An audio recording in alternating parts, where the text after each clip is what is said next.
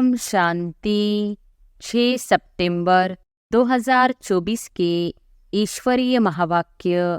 पहले एक नज़र मुरली के मुख्य पॉइंट पर। बाबा ने कहा, मनुष्य सृष्टि रूपी झाड़ को कोई नहीं जानता। इसको कहा जाता है कल्प वृक्ष। इसका बस गीता में ही वर्णन है। सब जानते हैं गीता ही नंबर 1 धर्म का शास्त्र है। आदि सनातन देवी देवता धर्म का फाउंडेशन है नहीं, यह भी गायन है। एक आदि सनातन देवी देवता धर्म की स्थापना करते हैं, बाकी और सब धर्म विनाश हो जाते हैं। बाप टीचर बनकर आते हैं तो आधा कल्प तुम्हारी कमाई का प्रबंध हो जाता है। तुम बहुत धनवान बन जाते हो। तुम जानते हो अभी हम पढ़ रहे हैं, यह है अविनाशी ज्ञान रत्नों की पढ़ाई। अभी तुमको ज्ञान की धारणा होती जाती है, बैटरी भरती जाती है। ज्ञान से है कमाई, भक्ति से है घाटा। टाइम पर जब घाटे का समय पूरा होता है तो फिर बाप कमाई कराने आते हैं। मुक्ति में जाना वह भी कमाई है। और फिर बाबा ने कहा, हम इस कर्म क्षेत्र पर कर्म का पाठ बजाने आए हैं। कहाँ से आए हैं? ब्रह्मलोक से, निराकारी दुनिया से आए हैं। इस साकारी दुनिया में पाठ बजाने। हम आत्मा दूसरी जगह की रहने वाली है। सच्चा बाप ही सच सुनाते हैं, जिससे हम सचखंड के मालिक बन जाते हैं। सच के ऊपर भी सुखमणि में है। सत कहा जाता है सचखंड को। भारत सचखंड था। नंबर 1 ऊंचते ऊंच तीर्थ भी यह है, क्योंकि सर्व की सद्गति करने वाला बाप भारत में ही आते हैं। ज्ञान और भक्ति का खेल बना हुआ है। हमेशा कहते हैं ज्ञान, भक्ति, वैराग्य। और फिर लास्ट में बाबा ने कहा, ज्ञान है दिन, भक्ति है रात, वैराग्य है रात का, फिर दिन होता है। भक्ति में है दुख, इसलिए उसका वैराग्य। विवेकानंद और रामकृष्ण भी 2 बड़े सन्यासी होकर गए हैं। सन्यास की ताकत रामकृष्ण में थी, बाकी भक्ति का समझाना करना वह विवेकानंद का था। आत्मा कामचिता पर बैठ काली बन गई है। बाप कहते हैं फिर हम आकर सांवरे से गोरा बनाते हैं। यह ज्ञान की सारी बात है। ज्ञान है सेकंड का। फिर बाप को ज्ञान का सागर क्यों कहा जाता है? समझाते ही रहते हैं, पिछाड़ी तक समझाते ही रहेंगे। जब राजधानी स्थापन हो जाएगी, तुम कर्मातीत अवस्था में आ जाएंगे, फिर ज्ञान पूरा हो जाएगा। और अब सुनते हैं महावाक्यों को विस्तार से। मुरली का सार। मीठे बच्चे, तुम्हारी यह पढ़ाई सोर्स ऑफ इनकम है। इस पढ़ाई से 21 जन्मों के लिए कमाई का प्रबंध हो जाता है। प्रश्न है, मुक्ति धाम में जाना कमाई है या घाटा? उत्तर है, भक्तों के लिए यह भी कमाई है, क्योंकि आधा कल्प से शांति शांति मांगते आए हैं। बहुत मेहनत के बाद भी शांति नहीं मिली। अब बाप द्वारा शांति मिलती है, अर्थात मुक्ति धाम में जाते हैं, तो यह भी आधा कल्प की मेहनत का फल हुआ। इसलिए इसे भी कमाई कहेंगे, घाटा नहीं। तुम बच्चे तो जीवन मुक्ति में जाने का पुरुषार्थ करते हो। तुम्हारी बुद्धि में अभी सारे वर्ल्ड की हिस्ट्री ज्योग्राफी नाच रही है। ओम शांति। मीठे मीठे रूहानी बच्चों को रूहानी बाप ने यह तो समझाया है कि रूह ही सब कुछ समझती है। इस समय तुम बच्चों को रूहानी दुनिया में बाप ले जाते हैं। उनको कहा जाता है रूहानी दैवी दुनिया। इसको कहा जाता है जिस्मानी दुनिया, मनुष्यों की दुनिया। बच्चे समझते हैं दैवी दुनिया थी, वह दैवी मनुष्यों की पवित्र दुनिया थी। अभी मनुष्य अपवित्र है, इसलिए उन देवताओं का गायन पूजन करते हैं। यह स्मृति है कि बरोबर पहले झाड़ में एक ही धर्म होगा। विराट रूप में झाड़ पर भी समझाना है। इस झाड़ का बीज रूप ऊपर में है। झाड़ का बीज है बाप, फिर जैसा बीज वैसा फल अर्थात पत्ती निकलते हैं। यह भी वंडर है ना, कितनी छोटी चीज कितना फल देती है, कितना उनका रूप बदलता जाता है। इस मनुष्य सृष्टि रूपी झाड़ को कोई नहीं जानता। इसको कहा जाता है कल्प वृक्ष। इसका बस गीता में ही वर्णन है। सब जानते हैं गीता ही नंबर 1 धर्म का शास्त्र है। शास्त्र भी नंबरवार तो होते हैं ना। कैसे नंबरवार धर्मों की स्थापना होती है यह भी सिर्फ तुम ही समझते हो, और कोई में भी यह ज्ञान होता नहीं। तुम्हारी बुद्धि में है पहले पहले किस धर्म का झाड़ होता है, फिर उनमें और धर्मों की वृद्धि कैसी होती है। इसको कहा जाता है विराट नाटक। बच्चों की बुद्धि में सारा झाड़ है। झाड़ की उत्पत्ति कैसे होती है, मुख्य बात है यह। देवी देवताओं का झाड़ अभी नहीं है और सब टालटालियां खड़ी है।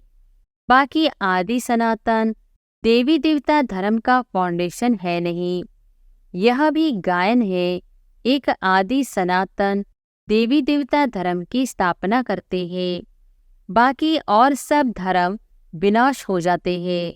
अभी तुम जानते हो कितना छोटा सा देवी झाड़ होगा, फिर और सब इतने धर्म होंगे ही नहीं। झाड़ पहले छोटा होता है, फिर बड़ा होता जाता है। बढ़ते बढ़ते अभी कितना बड़ा हो गया है। अभी इनकी आयु पूरी होती है। इनसे बनेंड्री का मिसाल बहुत अच्छा समझाते हैं। यह भी गीता का ज्ञान है जो बाप तुम्हें सम्मुख बैठ सुनाते हैं, जिससे तुम राजाओं का राजा बनते हो। फिर भक्ति मार्ग में यह गीता शास्त्र आदि बनेंगे। यह अनादि ड्रामा बना हुआ है, फिर भी ऐसे ही होगा। फिर जो जो धर्म स्थापन होंगे उनका अपना शास्त्र होगा। सिख धर्म का अपना शास्त्र, क्रिश्चियन और बौद्धियों का अपना शास्त्र होगा। अभी तुम्हारे बुद्धि में सारे वर्ल्ड की हिस्ट्री ज्योग्राफी नाच रही है। बुद्धि ज्ञान डांस कर रही है। तुम सारे झाड़ को जान गए हो। कैसे कैसे धर्म आते हैं, कैसे वृद्धि को पाते हैं। फिर अपना एक धर्म स्थापन होता है, बाकी खलास हो जाते हैं। गाते हैं ना, ज्ञान सूर्य प्रगटा। अभी बिल्कुल अंधियारा है ना। कितने ढेर मनुष्य है, फिर यह इतने सब होंगे ही नहीं। इन लक्ष्मी नारायण के राज्य में यह थे नहीं। फिर एक धर्म स्थापन होना ही है। यह नॉलेज बाप ही आकर सुनाते हैं। तुम बच्चे कमाई के लिए कितनी नॉलेज आकर पढ़ते हो। बाप टीचर बनकर आते हैं तो आधा कल्प तुम्हारी कमाई का प्रबंध हो जाता है। तुम बहुत धनवान बन जाते हो। तुम जानते हो अभी हम पढ़ रहे हैं। यह है अविनाशी ज्ञान रत्नों की पढ़ाई। भक्ति को अविनाशी ज्ञान रत्न नहीं कहेंगे।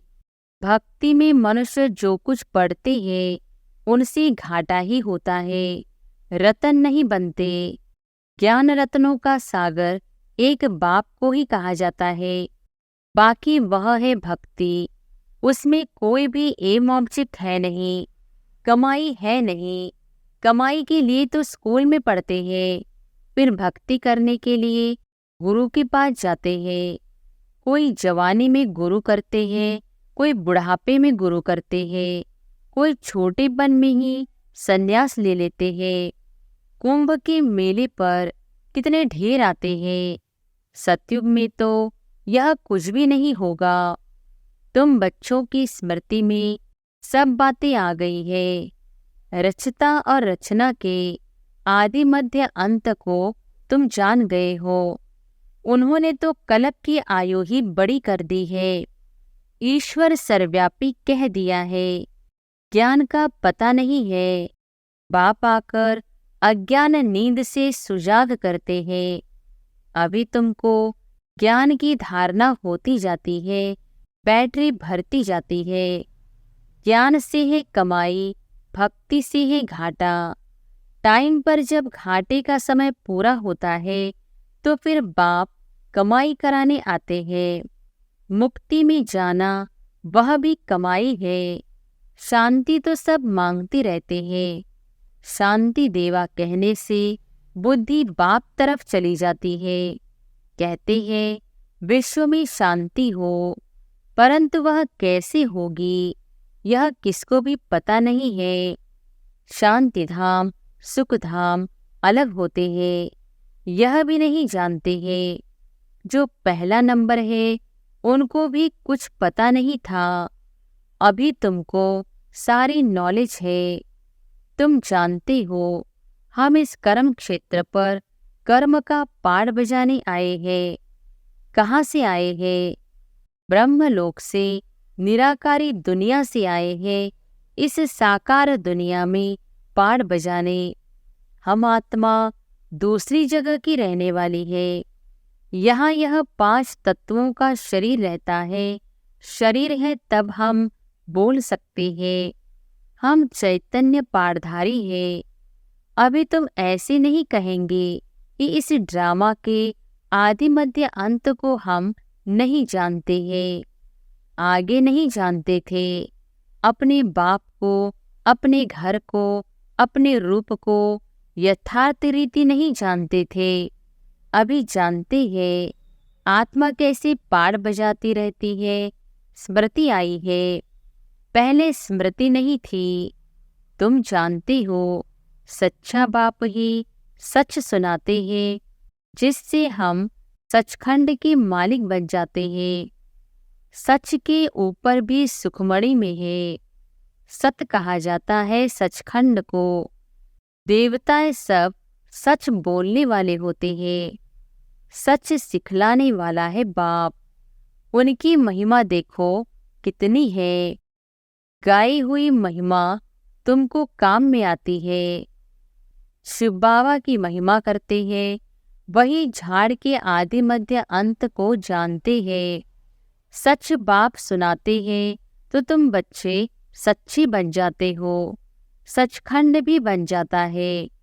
भारत सचखंड था।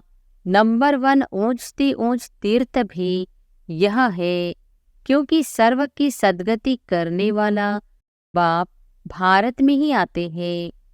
एक धर्म की स्थापना होती है, बाकी सबका विनाश हो जाता है। बाप ने समझाया है सूक्ष्म वतन में कुछ है नहीं, यहाँ सब साक्षात्कार होते हैं। भक्ति मार्ग में भी साक्षात्कार होता है। साक्षात्कार नहीं होता तो इतने मंदिर आदि कैसे बनते, पूजा क्यों होती। साक्षात्कार करते हैं, फील करते हैं, यह चैतन्य थे। बाप समझाते हैं भक्ति मार्ग में जो कुछ मंदिर आदि बनते हैं, जो तुमने सुना देखा है, वह सब रिपीट होगा। चक्र फिरता ही रहता है। ज्ञान और भक्ति का खेल बना हुआ है। हमेशा कहते हैं ज्ञान भक्ति वैराग्य, परंतु डिटेल कुछ नहीं जानते। बाप बैठ समझाते हैं ज्ञान है दिन, भक्ति है रात, वैराग्य है रात का, फिर दिन होता है।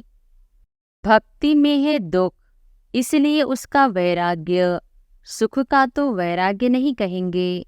संन्यास आदि भी दुख के कारण लेते हैं। समझते हैं पवित्रता में सुख है, इसलिए स्त्री को त्याग चले जाते हैं। आजकल तो धनवान भी बन गए हैं, क्योंकि संपत्ति बिगड़ तो सुख मिल न सके। माया वार कर जंगल से फिर शहर में ले आती है। विवेकानंद और रामकृष्ण भी 2 बड़े सन्यासी होकर गए हैं। सन्यास की ताकत रामकृष्ण में थी, बाकी भक्ति का समझाना करना वह विवेकानंद का था। दोनों की पुस्तकें है। पुस्तक जब लिखती है तो एकाग्र चित्त हो बैठ लिखते हैं। रामकृष्ण जब अपनी बायोग्राफी बैठ लिखते थे तो शिष्य को भी कहा, तुम जाकर दूर बैठो। था बहुत तीखा, कड़ा सन्यासी, नाम भी बहुत है। बाप ऐसे नहीं कहते कि स्त्री को माँ कहो। बाप तो कहते हैं उनको भी आत्मा समझो। आत्माएं तो सब भाई भाई है। सन्यासियों की बात अलग है। उसने स्त्री को माँ समझा, माँ की बैठ बड़ाई की है। यह ज्ञान का रास्ता है। वैराग्य की बात अलग है। वैराग्य में आकर स्त्री को माँ समझा। माता अक्षर में क्रिमिनल आई नहीं होगी। बहन में भी क्रिमिनल दृष्टि जा सकती है। माता में कभी खराब ख्याल नहीं जाएंगे। बाप की बच्ची में भी क्रिमिनल दृष्टि जा सकती है, माँ में कभी नहीं जाएगी। सन्यासी स्त्री को माँ समझने लगा। उनके लिए ऐसी नहीं कहते कि दुनिया कैसी चलेगी, पैदाइश कैसी होगी। वह तो एक को वैराग्य आया, माँ कह दिया। उनकी महिमा देखो कितनी है। यहाँ बहन भाई कहने से भी बहुतों की दृष्टि जाती है। इसलिए बाबा कहते हैं भाई भाई समझो। यह है ज्ञान की बात, वह है एक की बात। यहाँ तो प्रजापिता ब्रह्मा की संतान ढेर भाई बहन है ना। बाप बैठ सब बातें समझाते हैं। यह भी तो शास्त्र आदि पढ़ा हुआ है। वह धर्म ही अलग है निवृत्ति मार्ग का, सिर्फ पुरुषों के लिए है। वह है हद का वैराग्य। तुमको तो सारी बेहद की दुनिया से वैराग्य है। संगम पर ही बाप आकर तुम्हें बेहद की बातें समझाते हैं। अभी इस पुरानी दुनिया से वैराग्य करना है। यह बहुत पतित छीछी दुनिया है।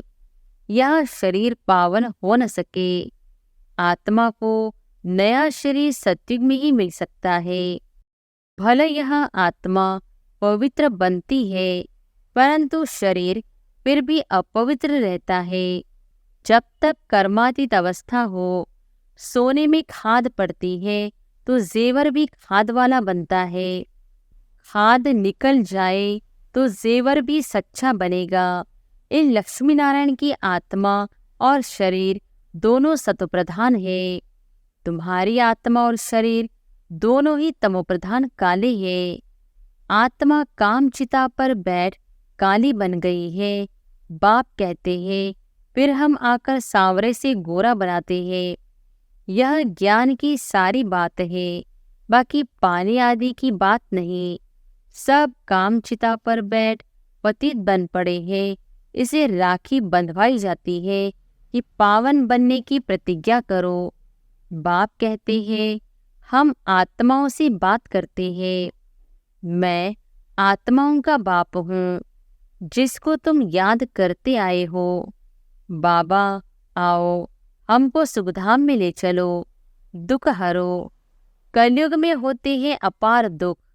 बाप समझाते हैं तुम कामचिता पर बैठ काले तमोप्रधान हो गए हो। अब मैं आया हूँ कामचिता से उतार ज्ञानचिता पर बिठाने के लिए। अब पवित्र बन स्वर्ग में चलना है, बाप को याद करना है। बाप कशिश करते हैं। बाबा के पास युगल आते हैं।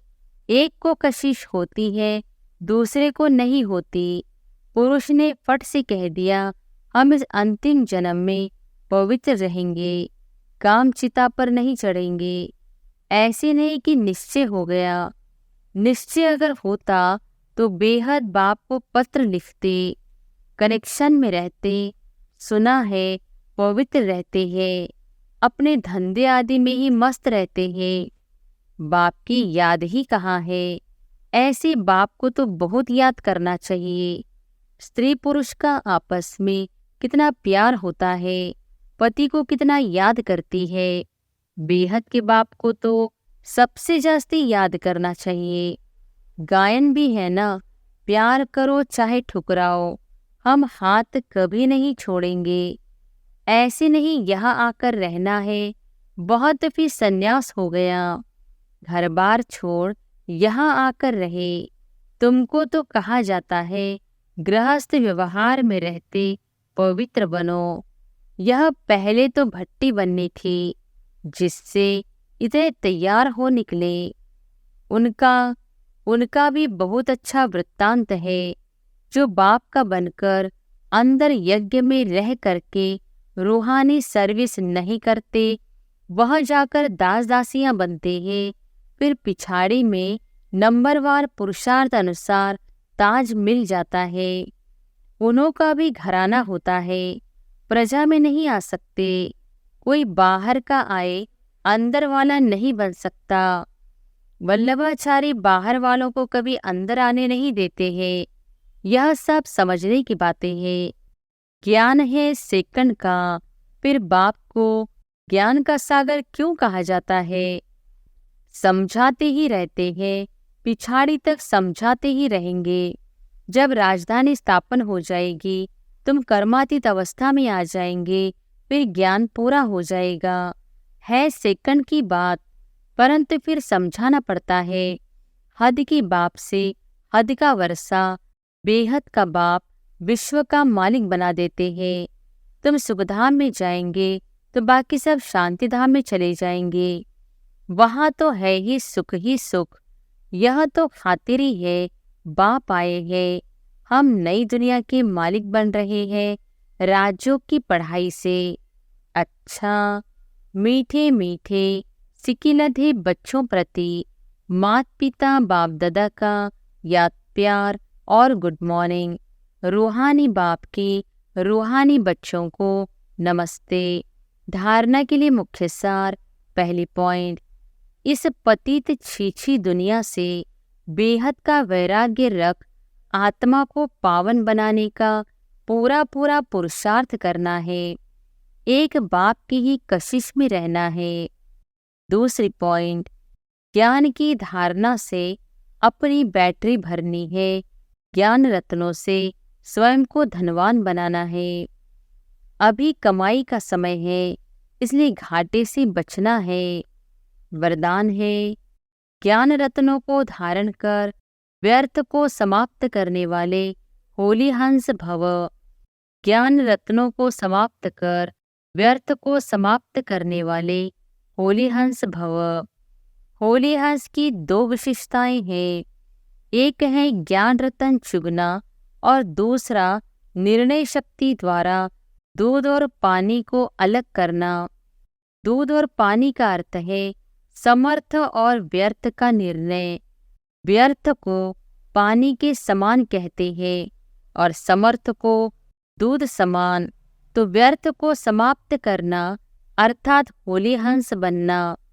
हर समय बुद्धि में ज्ञान रतन चलते रहे, मनन चलता रहे तो रत्नों से भरपूर हो जाएंगे। स्लोगन है, सदा अपने श्रेष्ठ पोजीशन में स्थित रहे।